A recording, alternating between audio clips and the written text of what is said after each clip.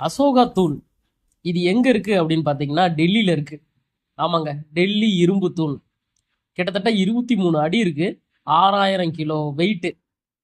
சுமார் 1600 வருஷமா இந்த இரும்பு தூண் வந்து துருப்பிடிக்கலையாம். ஆச்சரியம் பாத்தீங்களா? நம்ம வீட்டு கேட்டு பாத்தீங்கன்னா பெயிண்ட் அடிக்கலாம் துருப்பிடிச்சுங்க. ஆனா 1600 வருஷமா பெயிண்டே அடிக்காம துருப்பிடிக்காம இருக்குதுன்னா அப்ப இதுக்கு பின்னாடி எவ்வளவு பெரிய அறிவியல் இருக்கும் அப்படிங்கிறத பார்த்தது. சரி, இதுக்கு காரணம் என்னவா இருக்கும் அப்படின்னு பார்த்தீங்கன்னா, செஞ்சாங்க பார்த்தீங்களா இரும்பு, அது மிக மிக உயர்ந்த தரமான இரும்பு. அதாவது இம்பியூரிட்டிஸ் வந்து ரொம்ப கம்மியான இரும்பு.